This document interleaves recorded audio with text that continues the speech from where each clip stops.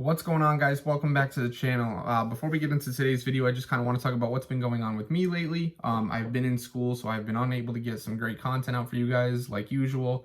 I've been slow on streaming. Hasn't been much to stream if I'm being totally honest, but I've got some great stuff coming to you. I've got an NHL video recorded. I've got a huge pack opening coming up soon, and we've got today's video, which is going to be a little bit longer. So if you're into those kind of videos, make sure you stay tuned. I'm going to be getting plenty of information out. This video, as you can tell by the title, is me breaking down the 2020 Yankees season. I tried recording this time and time again, and I just couldn't seem to get the right wording out, but I think I finally kind of am ready to sit down and just get it to you guys because you guys need the content. I am so sorry for not getting anything out, but let's get into it. So, I'm going to be breaking this into two parts, kind of. I'm going to be doing my opinions. So I'm going to be going over what I think, how I feel, and from a strategy standpoint and all that good stuff. And then we're going to be looking at actual statistics from the 2020 season, both regular season and postseason, as I have a tab open right here on my laptop. There's a lot to talk about. So like I said, this is going to be a somewhat longer video, probably 20 to 30 minutes, maybe longer, not sure. But if you enjoy those kinds of videos, let me know. Maybe I'll do more. If you guys want to see one on maybe one of your teams, I can look into it. I can kind of see where I fit and what I know about it, and we'll go from there. We'll see. But yeah, let's get into it. Let's go. So, the Yankees 2020 season was a failure, and it was doomed from the start. That is my opinion.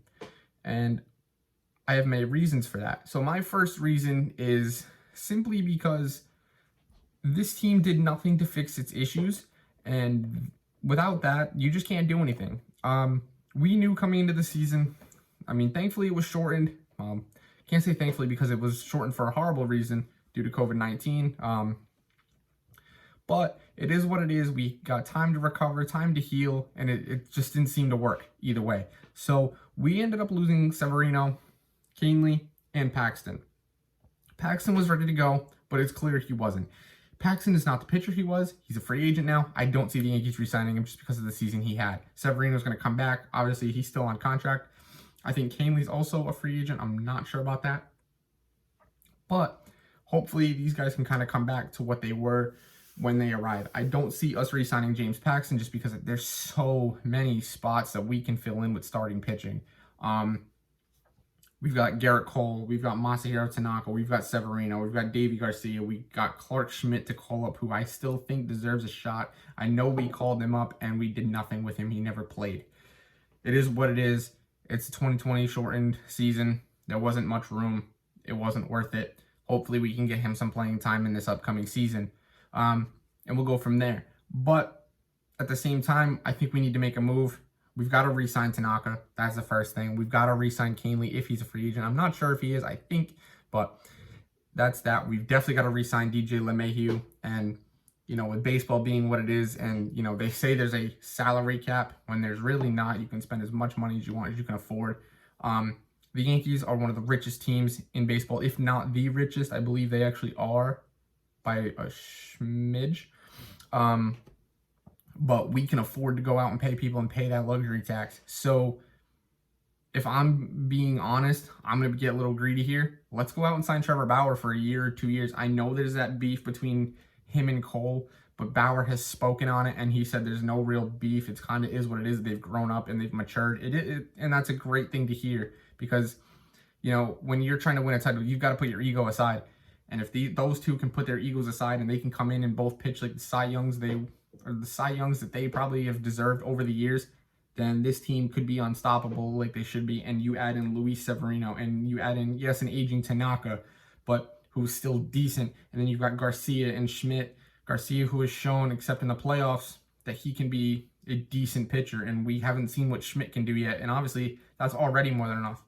Yes, I'm getting greedy with talking about Bauer. Is it going to happen? Not very likely, but I would love to see it.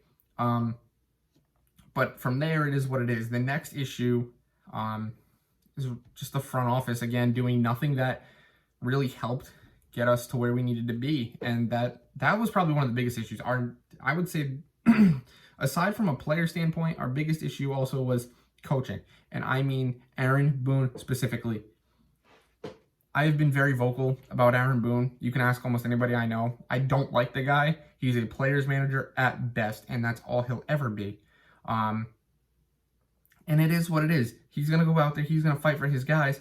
But his strategizing and team management is horrible. It is horrendous.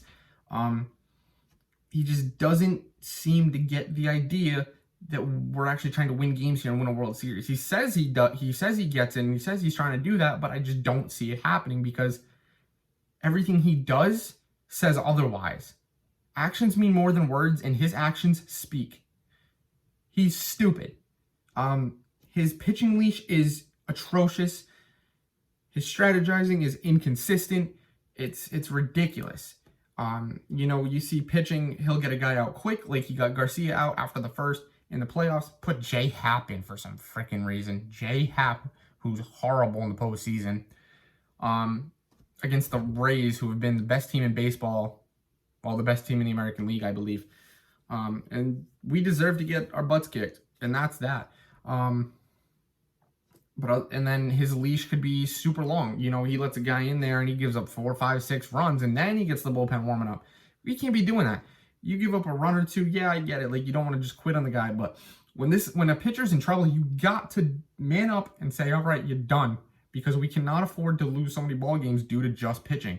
This offense cannot win 162 games. No team's ever going to win 162 games. Let's be real. But a team cannot go out and win 100 games based on their offense, because if their pitching doesn't hold up, it's pointless. The pitching needs to hold up. The offense needs to put up, because the offense also is very inconsistent. This team can go from scoring 15 runs in one game to 1 or even none in another. This team is so inconsistent. The coaching is inconsistent, and this team's a mess, in my opinion. And the biggest reason is that because this team has no identity. Like I've said, this team is very consistent. We can go from steamrolling a team in one game to getting crushed the next game by the same team. And that just, in my opinion, doesn't make much sense. So it's got to be fixed. We have to fix our issues, and this team has to step up, because if they want to win a World Series, they've got to be consistent. If I'm being honest, this team just, they know how to go out there and they know how to win games. I'm looking here at the stats, and this team did very good. There's maybe a couple of guys that needed to step it up. Other than that, I don't see why they couldn't do something. The only guys that really struggled, that started more games than anybody, were probably Gary Sanchez, and I'd say Tyler Wade, but Tyler Wade was not a starter. He might have been for a small period of time when there were injuries, but Tyler Wade was not a guy that played all 9 innings of ball. He came in, he pinch ran, and he would probably get 1 at-bat a game. He played 52 games, only had 88 at-bats, so that shows more of his at-bats were in games he came into. Yes, obviously he played some games, some full games, batting 170, a 288 OBP, 307 slugging, and a 595 OPS. That's horrible. That's not a starting guy. Tyler Wade is a pinch runner at best. Yes, he's gotten lucky. He has 3 home runs, 15 hits, 3 home runs. So yeah, he's going deep 200%, 20% of the time. But of his hits, not of his at-bats. That'd be crazy. But, this team has done very well in the regular season. LeMahieu at 364. Luke Voit, almost 280. Clint Frazier, almost 270. Aaron Judge, almost 260. Yes, Judge and Stanton didn't even hit 30 games. But, again, those are guys that got to step up. Those guys have to be able to step up. Stanton, at this point in his career, is no more than a DH. And I know they've talked about that. And I think that's a great move, because I just, with how big he is, I don't see him being able to play left field and stay healthy. Aaron Judge, on the other hand, is a great defender, and we need him out there, and he has got to somehow learn to not hurt himself. He seems to have injuries re-aggravate like crazy, and we've got to kind of try to figure out what causes that, and we got to get that under control. This team performs in the regular season, and then out of nowhere they collapse, and then they get right back on track. So they'll win 20 games, they'll be 20-5, and then they'll lose 10 games, 10, 11 games, and then they'll turn it back on, and then it's rinse and repeat. It's win, lose, win, lose. It's not win, lose a couple, win. It's This team's just very inconsistent. It's on, off, on, off, on, off. It's like a light switch. And plain and simple, they gotta turn it around. Pitching shouldn't be an issue on this team. I get it. Luis Severino was out. Canely was out. Paxton was not who we brought him in to be. And it is what it is. But from a standpoint, this team has to turn it around. And that's that, really. That's what it is. This team just has to turn around. They have to step up, and they've got to create their identity. Because without that, this team is nothing. Now, let's get into the actual statistics of everything. I've given you guys my opinions on pretty much this entire season, this team, and where they went. Let's get into the statistics. Let's talk about who did what and who didn't do what. So this team in the regular season did very, very well, besides a couple of guys. Gary Sanchez being that big one that really just didn't do anything. And then a couple of bench bats who I'm not really caring if they do horrible. Higashioka stepped up for us in the 16 games that he played. He was great with Garrett Cole, and that's the role you got to kind of keep him in because he knows how to work. Those two are a great battery. They work really great together, and that's that. This team performed very well. We've just got to get injuries under control. It's the injuries that kill us as well, pitching and injuries. If we can put a staff together and we can keep these guys healthy, and this team plays a full season or close to it, nobody's beating us. And that's plain and simple. There's not much to talk about the regular season other than this team did well and they choked. They had a losing streak in the regular season, and like I said, it's win, win, win, win, win, lose, lose, lose, lose, win, win, win, win, win, win. And that's something they kind of have to get under control. The postseason, when you look at it, however, this team just crashed and burned. Stanton hitting 308. Obviously, Stanton was probably our MVP. He hit the ball great, and you know, if he can do that in a regular season, he could win an MVP again. Gleyber Torres batting .435, kind of where he should be, especially in a postseason. That's huge. Gardner batting a .368, which is huge. Clint Frazier batting almost .290 in the postseason. Tyler Wade, again, but he had no at-bats, so it is what it is. Aaron Hicks batting over .300. Higgy almost batting .280. Luke Voit, though, only hitting .200, a measly .200, when he led the team in home runs and RBIs, led the league in home runs. You know, when you got that, you cannot come into the postseason and bat .200 with an OPS of .750. Getting on base at a .310, it doesn't work. Aaron Judge, a .133. Aaron Judge batted a .133 in the postseason. A .662 OPS. Are you kidding me? That cannot be happening.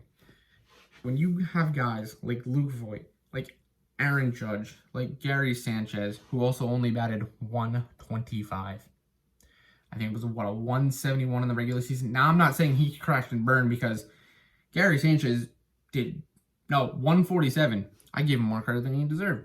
He crashed and burned this whole year, and not entirely sure why. No reason to really crash and burn other than I think management gave up on him. But that's tough when you start off cold and management kind of says, all right, well, we're going to put Higashioka in. Well, it is what it is. But it was a great move, and Higashioka showed up. Gio Urshela, .179. Can't be happening. Let's take a look at Gio Urshela's stats in the regular season. So Gio Urshela in the regular season batted .298 with a .368 OBP, a .490 slugging, and an OPS of almost .860. And he was one of the greatest performers of the season this year, obviously. 43 games, 151 at-bats, only 6 home runs, 30 RBIs. Shortened season, stats are minimal. It is what it is. He's not a huge power hitter. He can hit home runs, but he doesn't hit a lot of them. Postseason, Gio Urshela, .179, .226, .286, .512. You can't be doing that. You cannot have 1, 2, 3, I'll even say 4 guys hit under 200 because Luke Voit hit 200. You can't be doing that when it's Luke Voit, Aaron Judge, Gary Sanchez, and Gio Urshela, who are 4 big bats on that team. You cannot come into the postseason, win a World Series, and have 4 starters bat under 200. Can't happen. Higashioka did play. Actually, he played more games than Gary. Batted 278, 316, 444, 760, which stepped up. But when you know a bat like Gary Sanchez can do better than that, and he can hit home runs, and he can change the tide of a ball game, and he doesn't do it, the same thing goes for Aaron Judge. It's ridiculous almost. And it has to change. This team in general has to step up from game 1 of the regular season to whenever they are eliminated, because at this point, team's not going to win a World Series until they step up. Something's got to change, and we got to get through it. Aroldis Chapman has to stop giving up home runs to lose games, because good Lord, if he does that again, I swear. But it all comes down to pitching stepping up. Pitching has to step up. Team has to step up. We have to create an identity. And Aaron Boone's got to turn himself around, and he's got to turn into a much better manager. He can not only be a player's manager, he's got to do better. He has to be better. If he can do that, if Aaron Boone can come in and turn this team around and can create an identity with this team, and we can coach this pitching staff, and we can really do something this upcoming season, which should be a full season I'm already thinking about and I am excited about, I think we've got a great shot. And that's not just me putting in the Yankees bias. I think we should have a great shot. We should always have a shot at winning the World Series with this team. It is what it is, and we're going to get there at one point. But actually, you know what? There you guys have it. That's my opinions. I know I said this was going to be a longer one, but I've kind of gotten everything out there, and there's not much else for me to really say. But other than I hope this team can go from losers to fakers, from fakers to champions, because that's what this team is capable of being. So if you guys enjoyed this video and you guys want to see more just like it, let me know. Comment down below if there's some other kind of topics you guys want to see me talk about. I'll be glad to kind of do my research and maybe get some other topics to talk about. These videos are kind of fun. I like talking, so if we can do something about it, great. If you are new to the channel, make sure you hit that subscribe button down below. Make sure you hit the like button, turn those notifications on so you guys know when I go live, when my videos go live, and I'll see you guys in the next one. Peace out.